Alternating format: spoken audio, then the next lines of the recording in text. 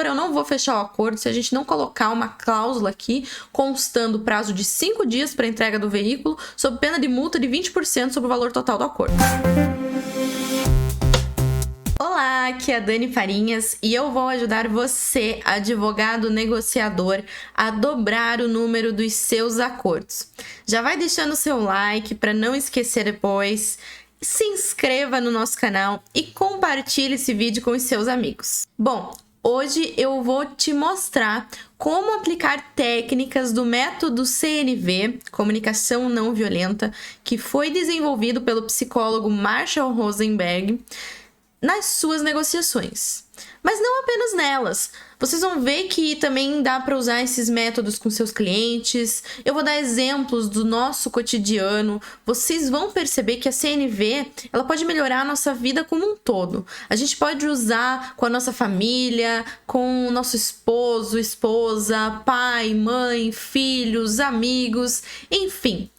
Vamos lá? Pessoal, a comunicação não violenta, ela é utilizada para mediar disputas e conflitos em todos os níveis no mundo todo. E olha só, eu fiz vários vídeos aqui no canal e mencionei o método CNV e recebi muito pedido, muito comentário dizendo: Dani, seria interessante você gravar um vídeo só sobre comunicação não violenta. Então tá aqui, gente, o vídeo sobre comunicação não violenta. A gente vai trabalhar um método bem específico, trazendo para o contexto aí dos advogados negociadores, né? E como que funciona então esse método? Bom, antes de mais nada, eu quero dizer para vocês que existe um livro chamado Comunicação Não Violenta, do Marshall Rosenberg. Ele é um livro curtinho, muito gostoso de ler, tá? Bem simples. Ele tem muita história prática em que o Marshall conta. Ele mediou conflitos gigantescos, conflitos internacionais, envolvendo disputa de território, envolvendo guerras, desde conflitos pequenos, envolvendo apenas 2 pessoas, até envolvendo países, grandes países. O Marshall mediou esses conflitos, tá? Então, em primeiro momento, eu indico que vocês façam a leitura desse livro, porque eu tenho certeza que vai ajudar muito nas negociações de vocês. E aí, como funciona, então, esse método, né, tão difundido aí no mundo todo? A CNV, ela é baseada em habilidades de inteligência emocional, com foco em agir com consciência, sinceridade, clareza, imparcialidade e compaixão, para ligar-se a si mesmo e aos outros. E o primeiro passo para a gente começar a aplicar a comunicação não violenta é entender quais são os seus princípios fundamentais: observação, sentimentos, necessidades e pedidos.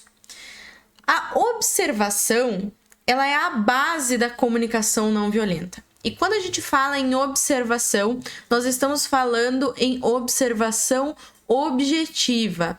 Ou seja, o que a CNV ensina pra gente? Que o primeiro passo para resolver um conflito é observar a situação sem avaliar, sem julgar. O Marshall Rosenberg vai dizer pra gente que a gente não pode julgar as atitudes da outra pessoa, mas nos colocarmos como observadores da cena.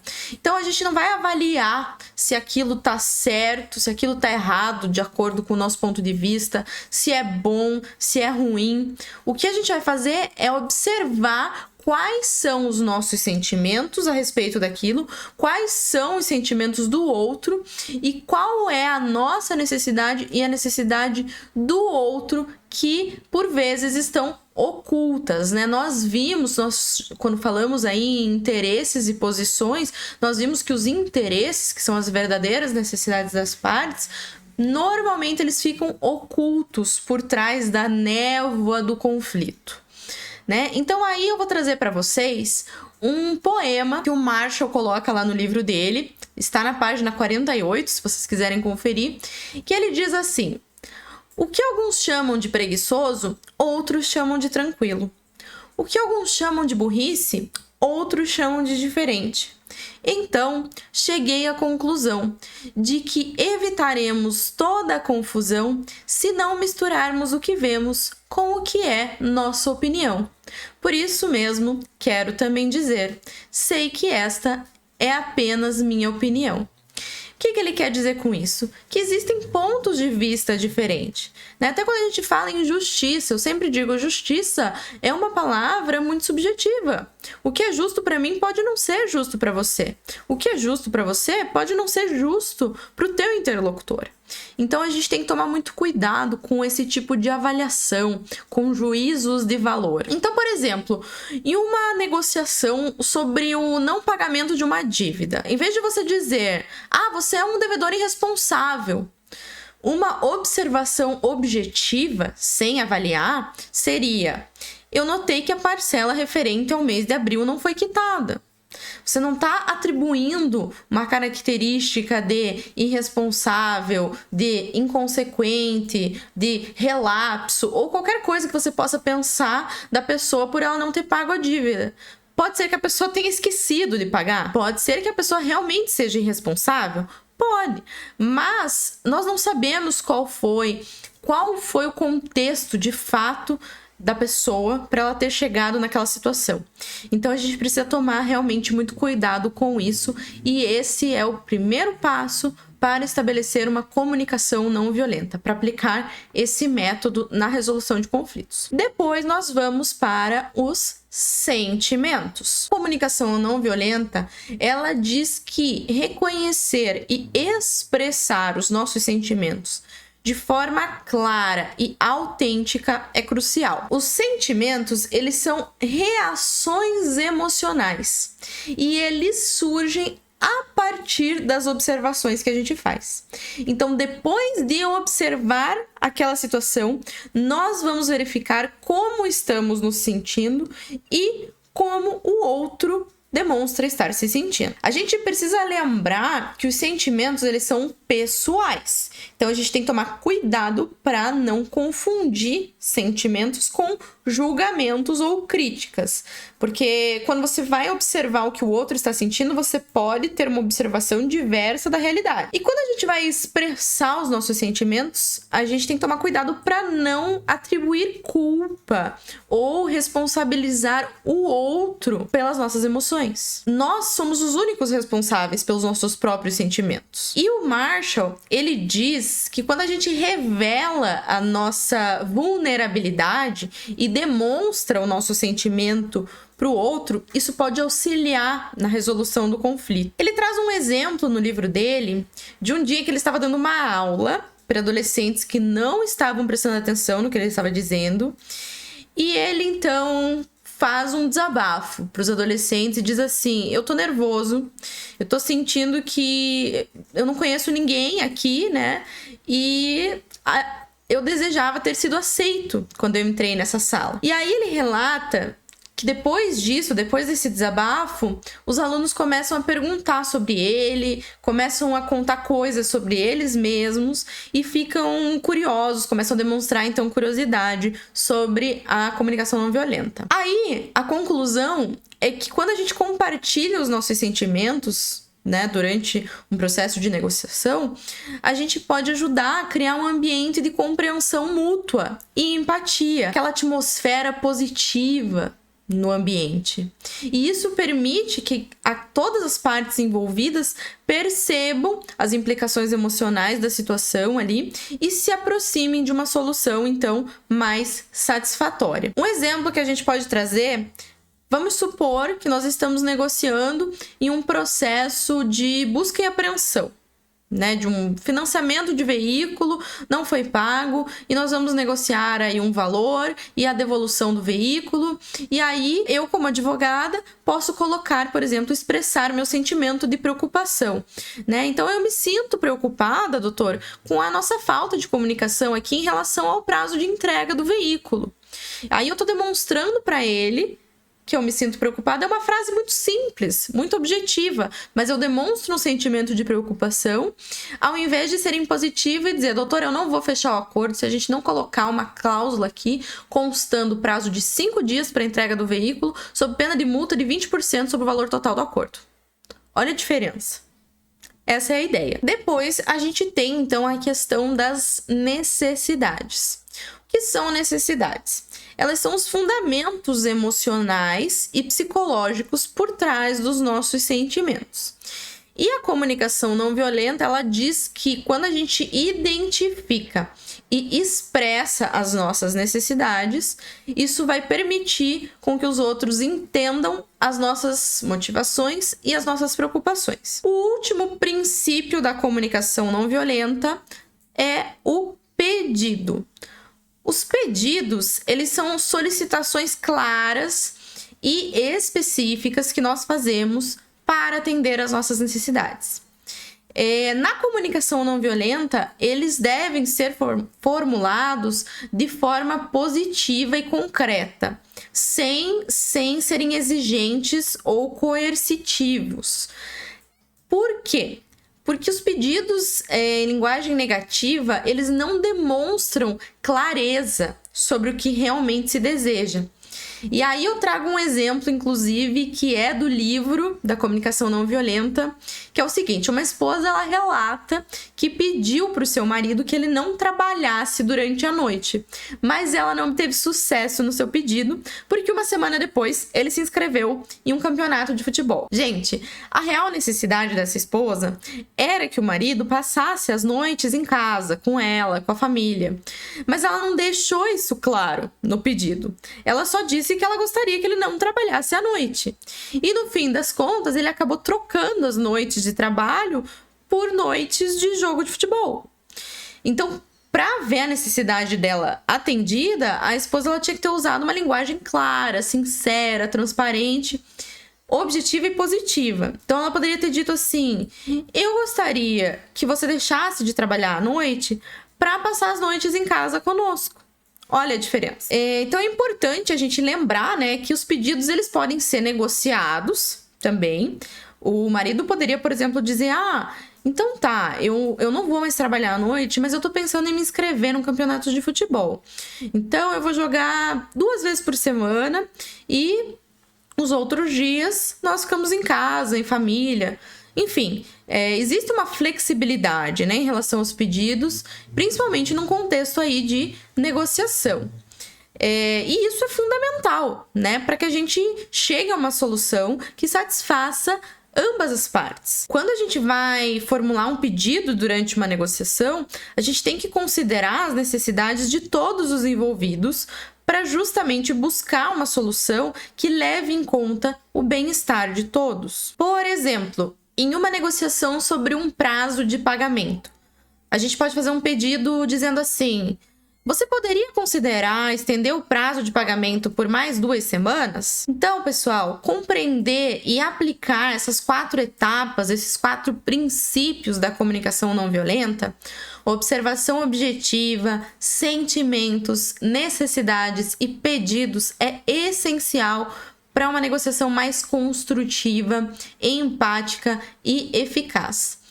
Quando a gente adota essa abordagem, nós, advogados, podemos estabelecer um ambiente de diálogo aberto e colaborativo, facilitando, assim, a resolução de conflitos e a busca de soluções mutuamente benéficas. Então, desde o primeiro momento em que nós, seres humanos, começamos a viver em sociedade, foi necessário estabelecermos meios de comunicação. A fala, como nós conhecemos hoje, ela tem cerca de 125 mil anos. E é um método relativamente novo se comparado a outras habilidades, como a marcha bípede, por exemplo, que se estima que tenha começado há mais de 2 milhões de anos.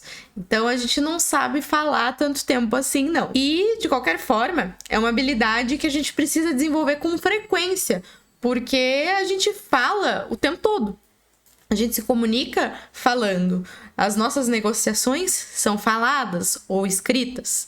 Então, eu quero mostrar para vocês como que a gente pode aplicar a comunicação não violenta em situações de negociação jurídica. Primeiro ponto: algo que nós já falamos em vários vídeos aqui no canal.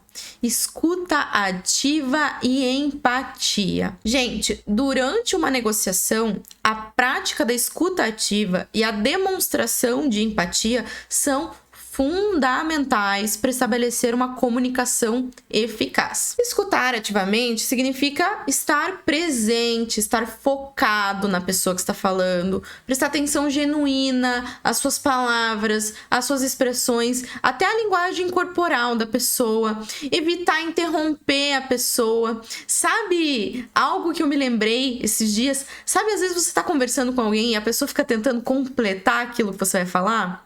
Isso não é ruim? Então toma cuidado com esse tipo de interrupção, de distração. Às vezes está conversando, presta atenção no celular, ou presta atenção em outra coisa que está acontecendo na rua. Enfim, procure mostrar interesse e respeito pela outra pessoa. E aí, eu sempre falo, é importante olhar nos olhos, reafirmar o que a pessoa falou, repetindo alguns trechos, por exemplo, do que foi falado. Isso demonstra para o outro que você tem interesse pelo que ele está dizendo, que você entendeu o que foi dito ou que não entendeu, e aí vai buscar entender, e principalmente que você se importa com a opinião do outro. Aliás, pergunte qual é a opinião do outro. E, além disso, gente, a empatia, ela representa um papel crucial na comunicação não violenta. Tá? Vocês vão ver que ela é um dos pilares da comunicação não violenta. E ter empatia significa compreender, então, os sentimentos e as necessidades do outro. Quando a gente expressa empatia, a gente reconhece a perspectiva e a experiência do outro lado. E a gente cria uma conexão muito mais profunda e um ambiente de confiança. Depois, é importante a gente utilizar uma linguagem clara e não acusatória. A gente fala em utilizar uma linguagem clara, objetiva e não acusatória. Isso é essencial para manter a negociação construtiva e evitar conflitos desnecessários. Então, ao se comunicar, evite uma linguagem agressiva, críticas pessoais, generalizações. Se concentre em declarações de impacto sobre ações, comportamentos ou situações específicas. Isso ajuda a manter o foco nos problemas e nas questões em discussão, em vez de atacar a pessoa. Lembra? Separe a pessoa do problema. Além disso, é muito importante escolher palavras que vão expressar suas necessidades, as suas preocupações e os seus sentimentos de uma forma clara e objetiva, evitando possíveis ambiguidades aí. Então, utilize sempre uma linguagem positiva e propositiva, buscando soluções em vez de alimentar conflitos. A comunicação não violenta, ela também nos incentiva a buscar soluções que atendam às necessidades de todos os envolvidos. Então, em vez de adotar uma postura competitiva, a ideia é cultivar uma mentalidade de colaboração e cooperação.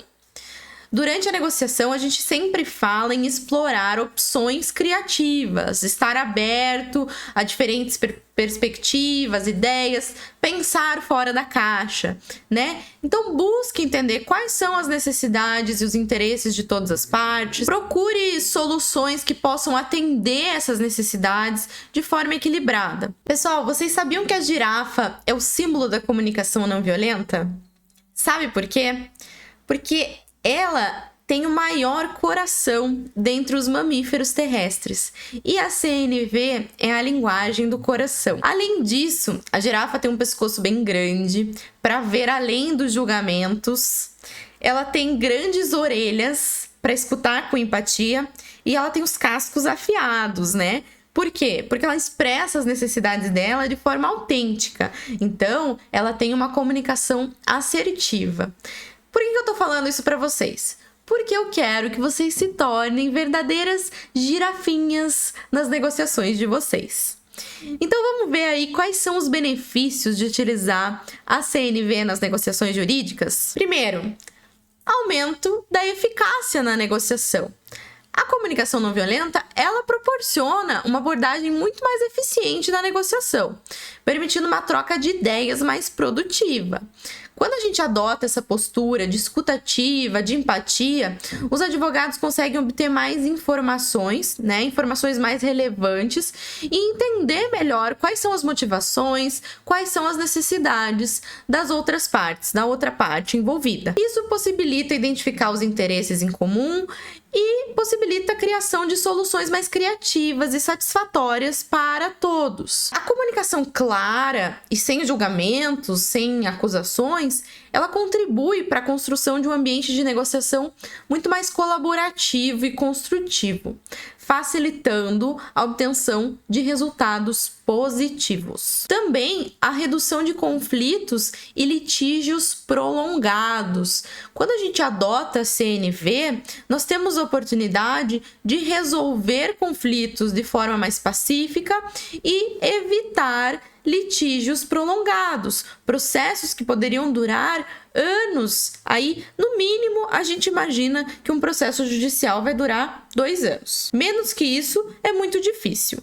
Então, a gente, quando aplica a comunicação não violenta para negociar um acordo, seja em uma situação em que ainda não existe um processo judicial, seja em situações que já existem, isso vai nos ajudar a evitar prolongar esses litígios. Além disso, ao construir aí um relacionamento de confiança com as partes envolvidas, os advogados têm mais chances de chegar a acordos amigáveis e duradouros, preservando a relação entre as partes e evitando desgastes desnecessários. A comunicação não violenta, ela também promove um ambiente de respeito e compreensão. Quando a gente adota essa abordagem, a gente mostra para os outros advogados, para as outras partes, uma disposição genuína de ouvir, de considerar as perspectivas do outro, as necessidades do outro. E isso cria, então, um clima de respeito, de valorização. A outra pessoa se sente valorizada. E todos se sentem, então, encorajados, empoderados para expressar suas opiniões, as suas necessidades, de forma aberta, de forma honesta, transparente. Esse ambiente mais propício à comunicação, ao diálogo, ele facilita a construção de soluções colaborativas e, claro, a manutenção de relacionamentos saudáveis, mesmo após a resolução do conflito ali em questão. Além de melhorar o relacionamento com a outra parte, que a gente sabe, né, quão é importante, mesmo depois de resolver o conflito, a gente precisa manter portas abertas, a gente precisa manter um relacionamento profissional, mas além disso, a comunicação não violenta também auxilia na melhoria do relacionamento com seus clientes. Ela faz com que nós, advogados, com que a gente consiga estabelecer um relacionamento muito mais positivo e colaborativo com os nossos clientes também, através da escuta ativa, da empatia, dessa linguagem sem julgamentos, né, sem acusações.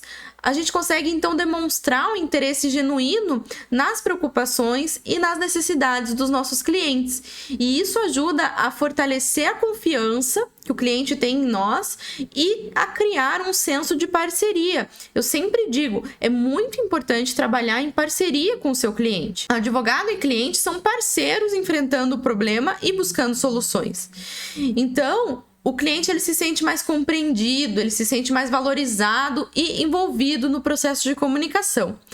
Então, a comunicação não violenta, ela é importante também no contexto advogado-cliente. Gente, então, utilizar essa comunicação não violenta na negociação jurídica traz uma série de benefícios, né? A gente viu aí a melhoria do relacionamento com os clientes, o aumento da eficácia na negociação, a redução de conflitos e de litígios prolongados e a promoção de um ambiente de respeito e compreensão. Então, utilizar a comunicação não violenta na negociação jurídica traz uma série de benefícios, como a gente viu aí, né? A melhoria no relacionamento com os clientes, o aumento da eficácia na negociação, a redução de conflitos e litígios prolongados e a promoção de um ambiente de respeito e compreensão.